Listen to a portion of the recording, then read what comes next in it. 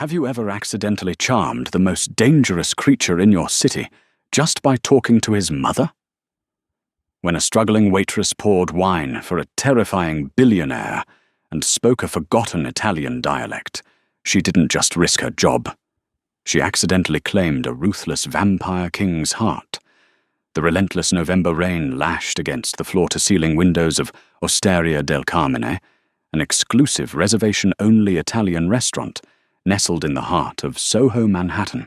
It was the kind of establishment where Wall Street tycoons and A-list celebrities whispered over plates of truffle risotto that cost more than most people's weekly rent. But tonight, the air inside the restaurant wasn't filled with the usual hum of wealthy arrogance. It was suffocatingly tense, heavy with an inexplicable dread. Mia Fontaine stood near the mahogany bar, smoothing down her immaculate black apron. At 24, Mia was exhausted, working double shifts to pay off the crushing medical debt left behind by her late grandmother Rosa. But tonight, exhaustion was overpowered by a primal sense of unease. "They're here," Gregory Harrison, the general manager, hissed. His usually ruddy face was completely drained of color. His hands physically trembled as he adjusted his silk tie. "The Castiglione family. VIP Room B. Nobody looks them directly in the eye. Nobody speaks unless spoken to." Mia frowned, watching as two figures were escorted through the dimly lit dining room. The Castigliones were a phantom family in New York. They owned nearly half the real estate in the financial district, yet they rarely made public appearances. Rumors about them were wild and terrifying.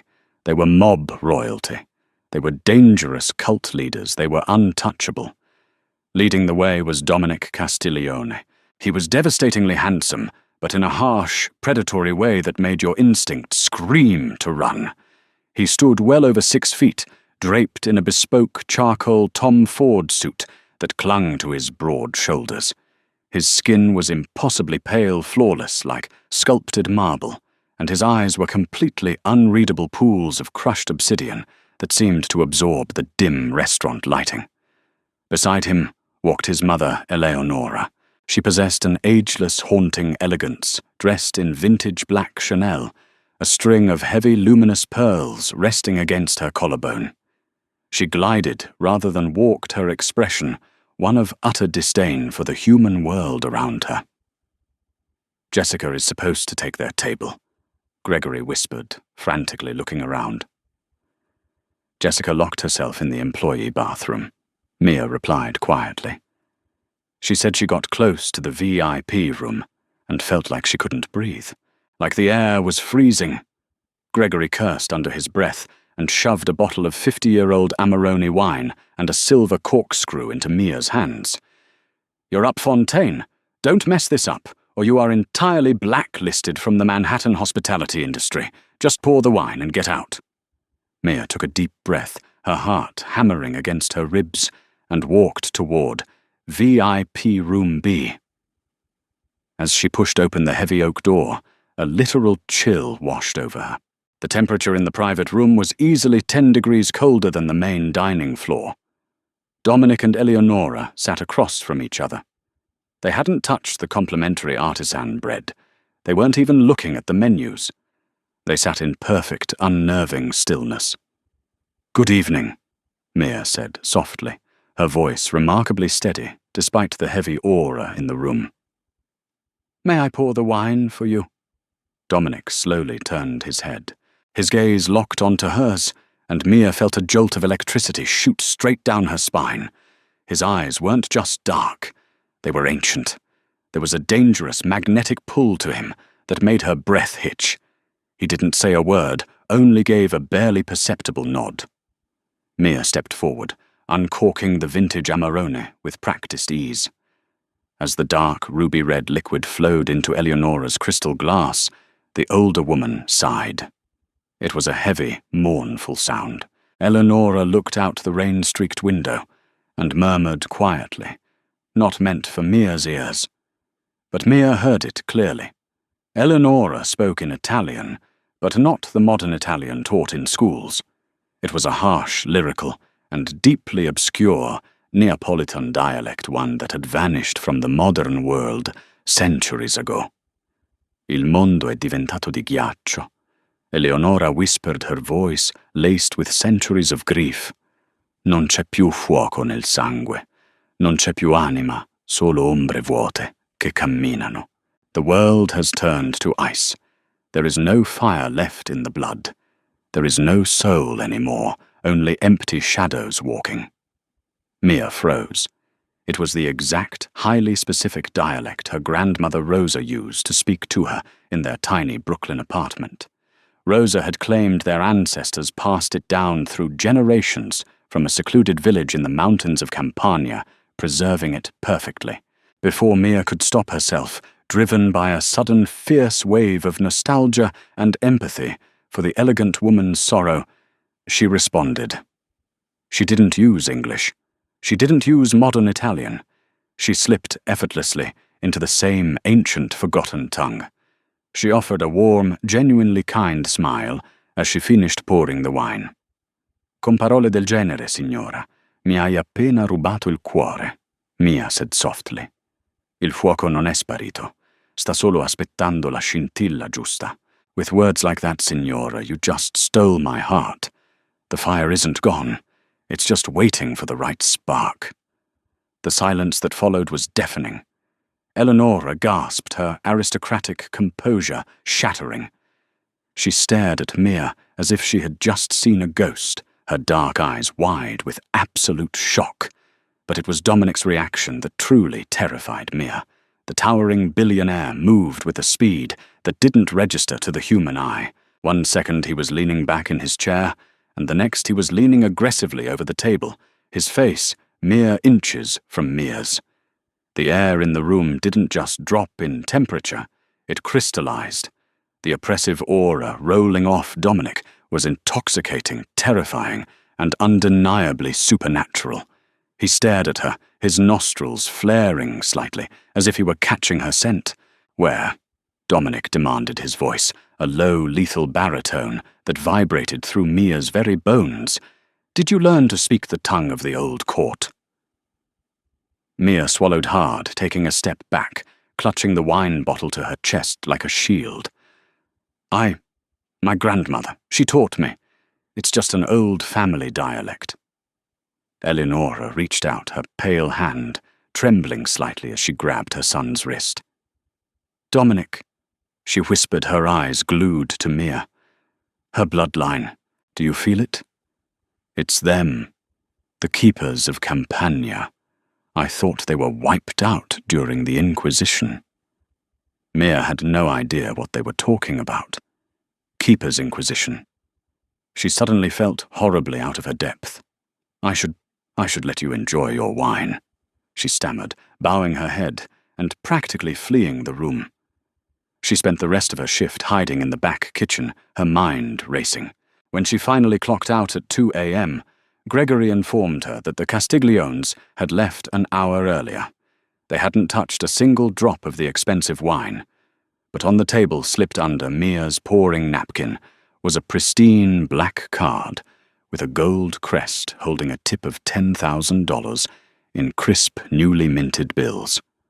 The cold, biting wind whipped through the desolate streets of Soho as Mia hurried toward the Spring Street subway station. The $10,000 was safely tucked into her coat pocket, burning a hole against her side. It was enough to clear her grandmother's remaining debts, but it brought her no comfort. Every shadow stretching across the wet pavement felt alive. Every echo of her footsteps sounded like it was being followed. Because she was. As she turned the corner onto Prince Street, the blinding headlights of a sleek black Maybach cut through the fog. The luxury vehicle silently glided to a halt right beside the curb, blocking her path to the subway entrance.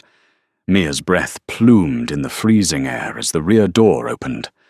Dominic Castiglione stepped out into the misty night. In the pale glow of the streetlights, he looked even more inhuman. The shadows seemed to bend around him, clinging to the edges of his dark coat. He stepped onto the sidewalk, towering over her. Up close, Mia noticed the faint, mesmerizing details she had missed in the restaurant. The razor-sharp cut of his jaw, the unnatural stillness of his chest. He wasn't breathing. Or if he was, it was so shallow it was imperceptible. "Mia Fontaine," Dominic said, his velvet voice cutting easily through the howling wind. "We need to talk." "I don't know you, Mr. Castiglione," Mia said, trying to project a confidence she didn't feel. "And I don't get into cars with strangers, no matter how much they tip." A slow, dangerous smirk played on his lips. It was a breathtaking sight. "You are incredibly brave for a mortal, or incredibly foolish. The dialect you spoke tonight. It belongs to a bloodline my family swore a blood oath to protect over 500 years ago. A bloodline we believed was extinct." "I don't know anything about blood oaths," Mia retorted, gripping the strap of her purse. "My grandmother Rosa was a seamstress from Brooklyn, not some ancient guardian." Dominic took a single step forward, closing the distance between them in a blink. The scent of him washed over her, a heady, intoxicating mix of crushed cedar-cold night air and something sharp and metallic like rain on iron. He reached out, his knuckles lightly grazing her cheek. His skin was freezing like touching solid ice, yet it sent a burning jolt of heat straight to her core. "You don't know what you are, Mia," he murmured, his obsidian eyes scanning her face with intense predatory hunger. "But the rest of my kind will sense you soon. Your scent. It is a beacon. And I will not lose the last daughter of Campania to the scavengers of this city."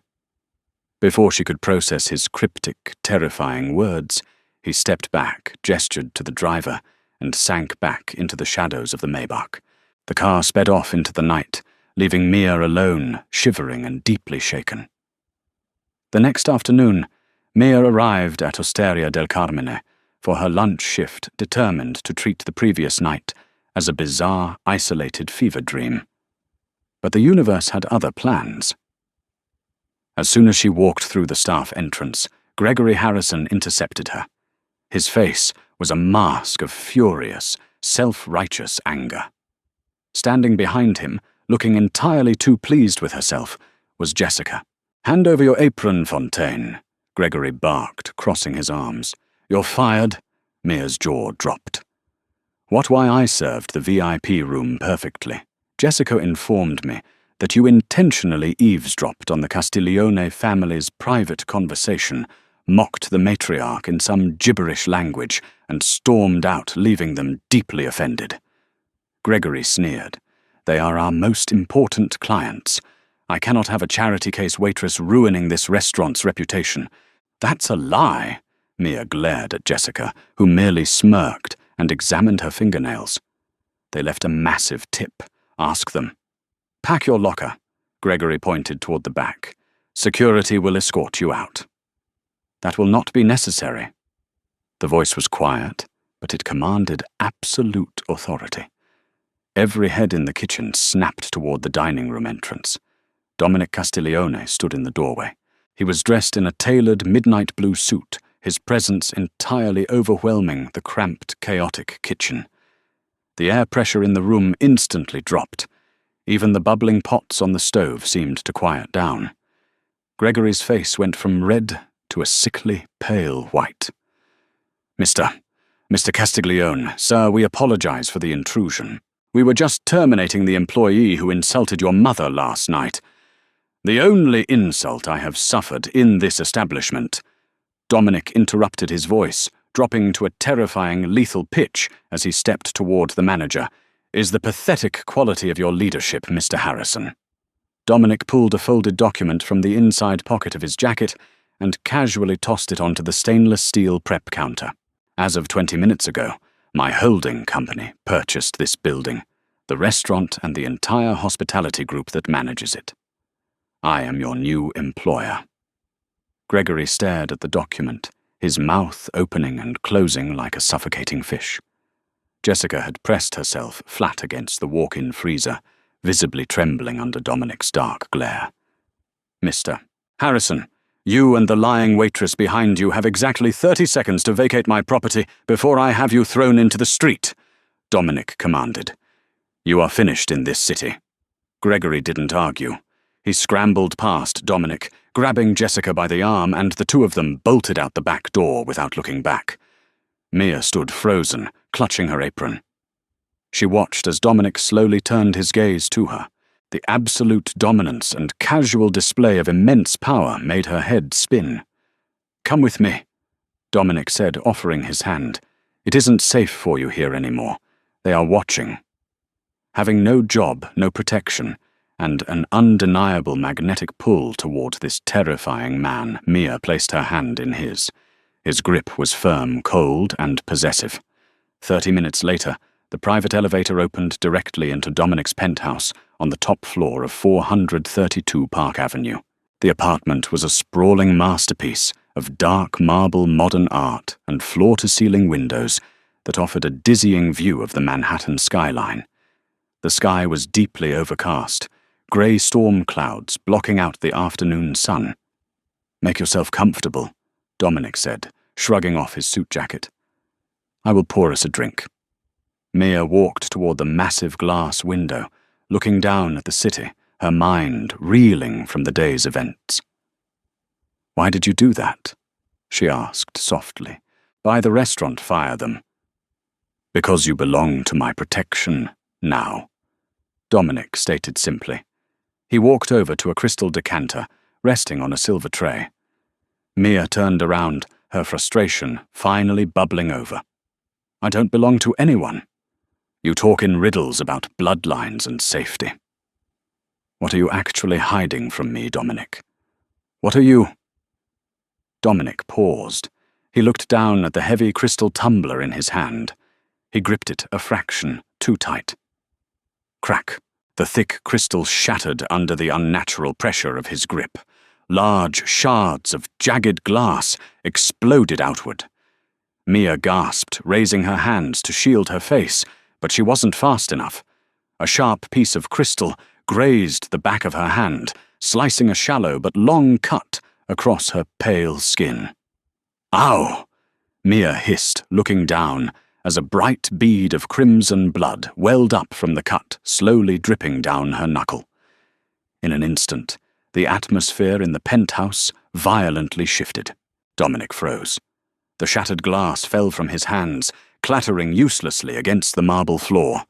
He inhaled sharply, and a low, guttural growl vibrated from deep within his chest, a sound that was entirely inhuman. Mia looked up, her heart stopping in her chest. Dominic was staring at the blood on her hand, completely transfixed. His obsidian eyes had fractured, turning a terrifying, glowing crimson red. The veins under his pale skin darkened, traveling up his neck to his cheeks. As he slowly parted his lips, letting out a ragged, shuddering breath, Mia saw them. Two elongated, razor-sharp fangs resting against his bottom lip. The Vampire King of New York had just caught the scent of the woman he was bound to protect, and his centuries of iron restraint were rapidly crumbling into dust. Mia stood entirely paralyzed.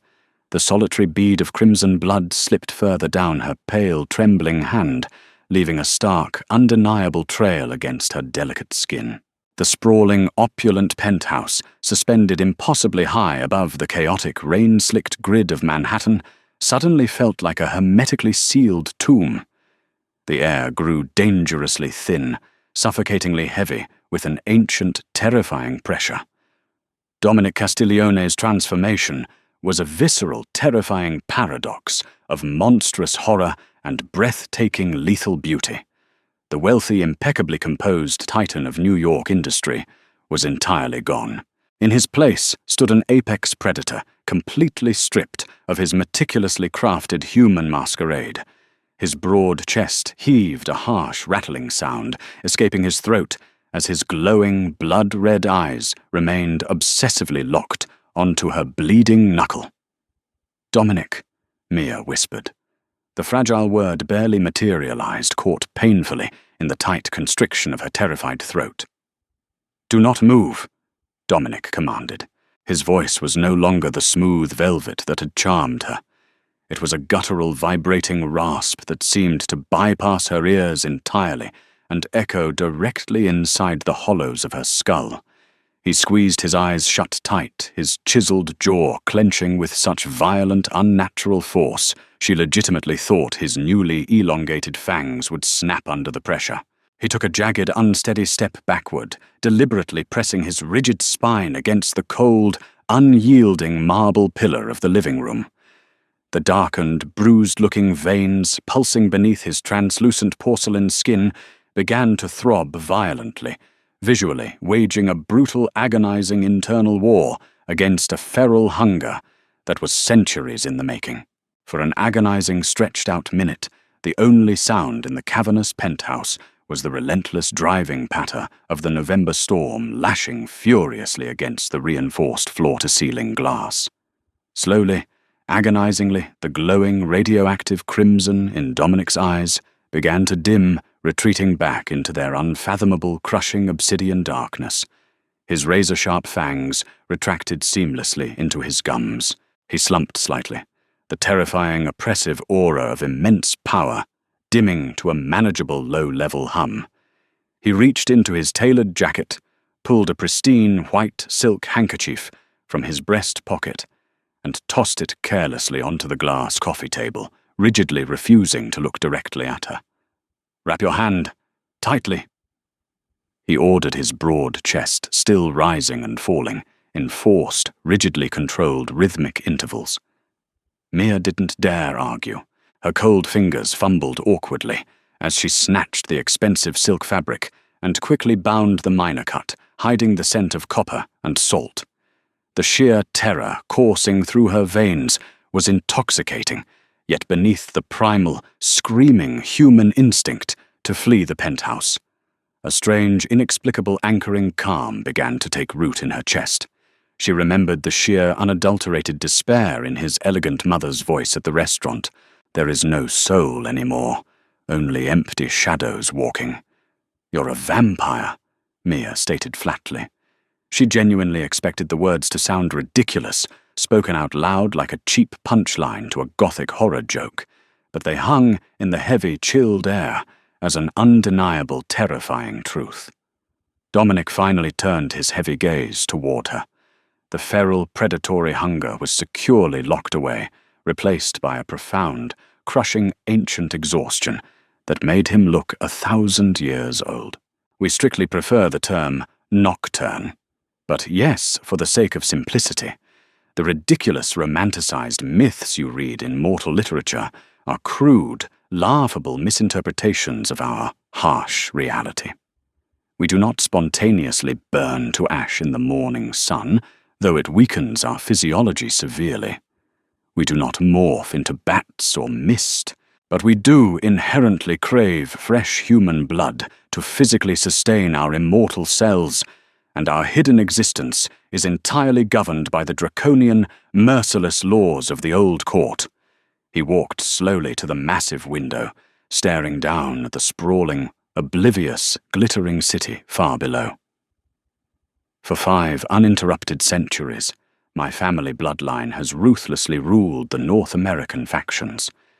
We brutally maintain order. We ensure our violent kind remains perfectly hidden within the shadows of high society, global politics, and corporate industry. But forced immortality is an incredibly slow-acting, devastating poison, Mia. Over the centuries, the metaphysical fire in our blood slowly dies. We gradually lose our human emotions, our capacity for empathy, our very souls. We regress into cold, ruthless, sociopathic predators, acting purely on base instinct. The terminal sickness is known among us as the Hollow. Mia took a cautious, measured step toward his broad back, clutching her heavily bandaged hand against her chest. "And your mother, the beautiful Eleonora. She has this sickness. She is rapidly succumbing to it." Dominic murmured softly, a startling fracture of raw, agonizing, emotional pain breaking through his stoic, impenetrable facade. "Soon she will be absolutely nothing more than a mindless, starving, rabid beast. Once a nocturne reaches that final, irreversible stage, They must be publicly executed by the court's executioners. If she falls, I will be legally obligated to kill my own mother. The sheer devastating tragedy of his quiet confession instantly stripped away the terrifying monster he had just become, revealing a profoundly desperate, grieving son beneath the armor. Mia felt a sharp pang of deep, unexpected sympathy pierce her fear. Why did she look at me like she had seen a ghost? When I casually spoke my grandmother's language, Dominic slowly turned purposefully, closing the physical distance between them until his towering frame was mere inches away. He reached out with terrifying gentleness, his freezing cold fingers delicately brushing a stray curling lock of brown hair behind her ear.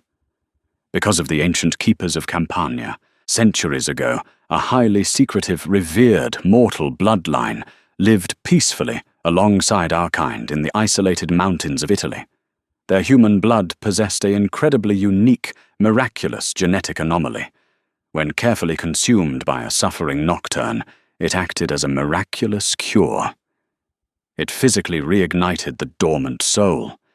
It cured the hollow entirely. The keepers were our most sacred, fiercely protected allies. We worshipped the ground they walked upon. Mia's breath hitched violently as his freezing touch sent a shocking rush of electric heat straight down to her core. And you honestly think I am one of these people? The specific lyrical dialect you fluently spoke is a completely dead language exclusively taught to the keepers to identify one another. And your scent? Dominic's dark eyes instantly darkened further, his intense gaze dropping hungrily to the erratic pulse beating at her throat. Your blood literally sings to my senses, Mia. It is the most intoxicating, overpowering thing I have physically experienced in over 300 years. You are definitively the last remaining daughter of the keepers, which unfortunately means you are currently the most valuable, priceless creature walking on this planet, and the most relentlessly hunted. Before Mia's mind could even begin to process the staggering, world-altering weight of his terrifying words, the luxury penthouse was violently, instantly plunged into absolute pitch-black darkness. The power grid for the entire residential building hadn't simply failed. It was deliberately, maliciously severed. The automated backup generators didn't kick in. The silence was deafening. Dominic's demeanor instantly snapped from a vulnerable, hurting man back to a lethal, coiled apex predator. He grabbed Mia roughly by the waist, violently hauling her behind the thick, bulletproof marble kitchen island, just as the atmosphere shifted. "What's happening?" she gasped quietly, cold panic flooding her chest. "We are unfortunately not the only nocturnes hiding in New York." Dominic hissed, his deadly fangs descending swiftly once more. "The Volkov Syndicate, a brutal faction of banished rogues who entirely surrendered to the Hollow decades ago. They operate on pure chaotic malice and insatiable hunger. They must have caught the lingering scent of your blood at the restaurant." A deafening explosive crash shattered the tense silence.